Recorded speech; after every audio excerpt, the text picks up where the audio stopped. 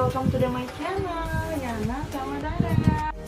Apa kabar semua? Semoga kita semua sehat-sehat ya, dan jangan lupa tetap semangat walaupun kita masih tetap dalam kondisi pandemi. Nah, di vlog kali ini teman-teman semua, saya ingin beredukasi tentang bagaimana cara membaca dan memahami tentang ketiga buku ini. Apa sih sebenarnya ketiga buku ini? Nah, teman-teman semua, tiga buku ini merupakan yang bisa dikatakan itu sebagai kitab yang wajib harus dimiliki oleh seorang profesi nurse atau profesional nurse. Nah, apa saja sih terdiri dari tiga buku ini?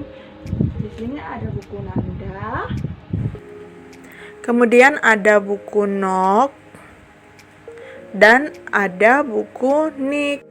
Nah, ketiga buku ini dapat mempermudah seorang profesi nurse dalam melakukan tindakan. Jadi, dimulai dari menentukan diagnosa, kemudian menentukan tujuan dan hasil kriteria, sampai dengan menentukan tindakan keperawatan atau intervensi keperawatan.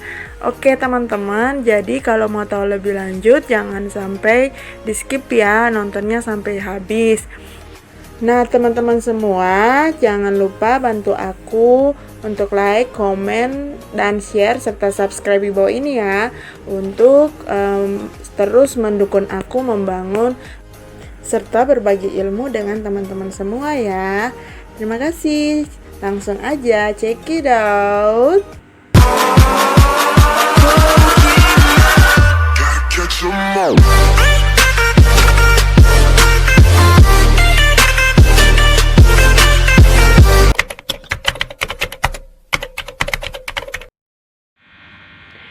Baiklah teman-teman, yang pertama saya akan menjelaskan tentang bagaimana cara menggunakan buku Nanda untuk menentukan diagnosa keperawatan.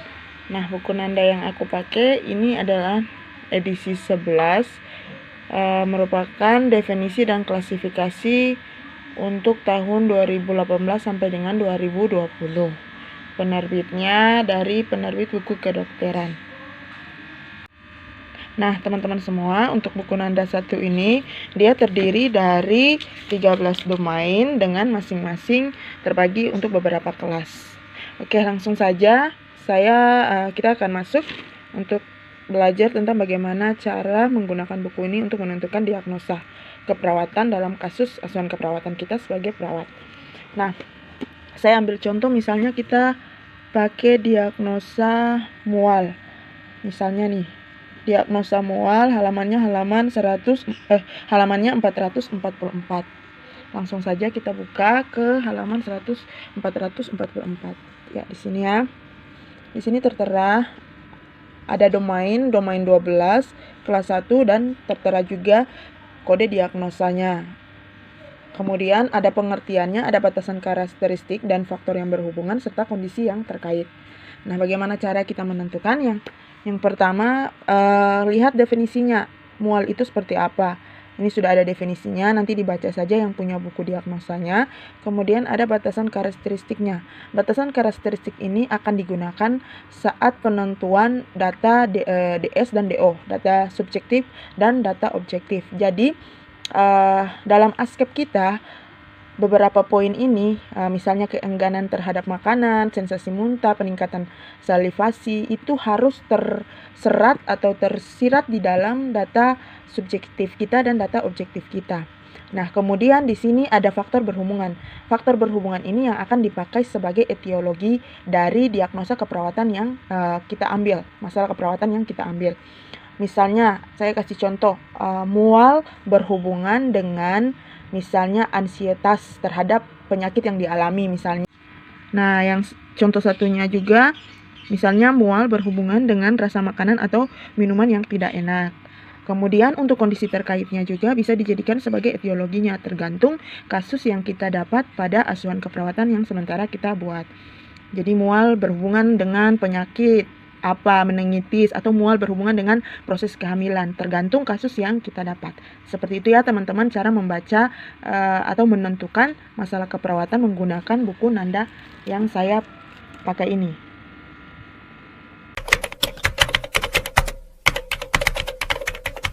Nah, untuk selanjutnya teman-teman, setelah kita menentukan diagnosa atau masalah keperawatan yang kita ambil menggunakan buku Nanda, kita akan selanjutnya menggunakan buku NOC atau Nursing Outcome Classification. Nah, edisi yang dipakai dari saya adalah edisi kelima, penerbitnya Elsevier. Oke, langsung aja kita melihat atau kita langsung membaca bagaimana cara menentukan outcome yang akan kita gunakan untuk penyelesaian diagnosa kita. Oke, jadi yang pertama untuk pembacaan buku ini ada 2 kali cara pembacaannya, cara menggunakannya. Jadi yang pertama kita buka di bagian keempat. Bagian keempat, lihat tadi diagnosa yang kita ambil adalah diagnosa mual, maka kita akan mencari tentang mual. Jadi teman-teman di sini buku NOC ini merupakan translating, jadi kadang kalimatnya kebolak-balik. Ya, langsung aja kita cari tentang mual. Ya, di sini mual 642. Langsung kita buka 642. Nah, ini teman-teman sudah tertera mual. Nah, untuk mual ada definisinya.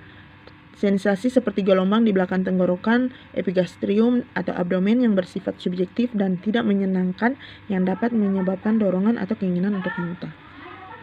Nah, di sini disarankan tentang outcome yang kita pakai teman-teman untuk mengukur penyelesaian dari diagnosa mual yang jadi masalah keperawatan kita. Misalnya, saya kasih contoh, kita mau ambil outcome-nya adalah kontrol mual dan muntah.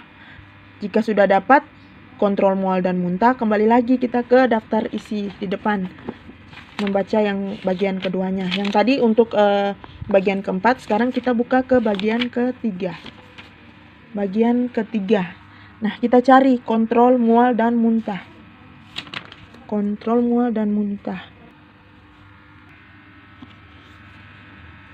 Nah, di sini udah dapat kontrol mual dan muntah, halaman 246. Nah, setelah dapat 246, langsung aja kita buka di halamannya 246.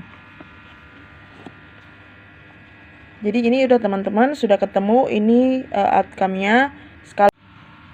Nah, teman-teman semua, skala outcome keseluruhan yang sudah tertera di sini yang nanti dipakai untuk tujuan kriteria hasil dalam diagnosa atau masalah keperawatan yang kita pakai, tergantung bagaimana kasus yang kita dapati.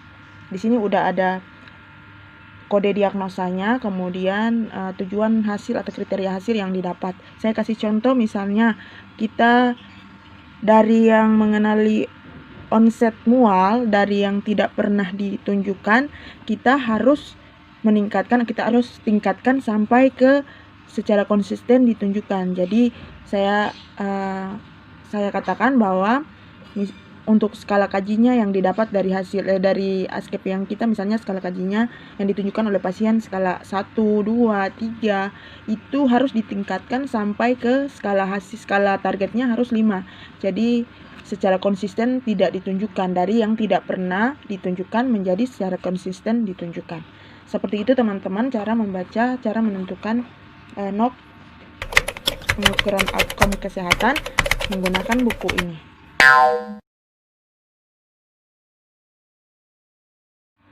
Nah, teman-teman, setelah kita menggunakan buku NOC, kita sudah dapat indikator yang harus kita pakai untuk kriteria hasil dari penegakan diagnosa. Selanjutnya kita pindah ke penggunaan buku NIC. Jadi buku NIC ini yang saya pakai merupakan edisi ke-6 dan penerbitnya juga Elsevier. Nah, untuk pembacaannya sama seperti yang tadi, ada pembacaan 2 kali pembacaan buku ini. Langsung saja kita buka yang tadi tentang mual. Yang pertama kita lihat di bagian ke-6, intervensinya. Intervensi NIC-nya. Kita cari untuk diagnosa mualnya.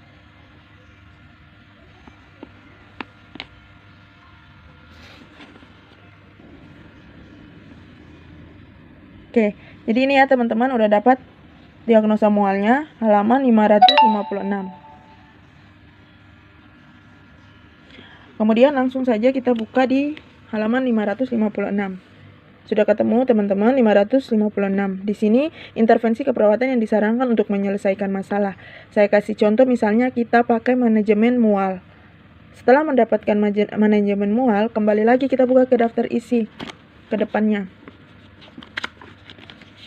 Nah, kita lihat di bagian ketiga. Bagian ketiga untuk klasifikasinya. Bagian ketiga. Di situ manajemen mual. Jadi cari manajemen mual.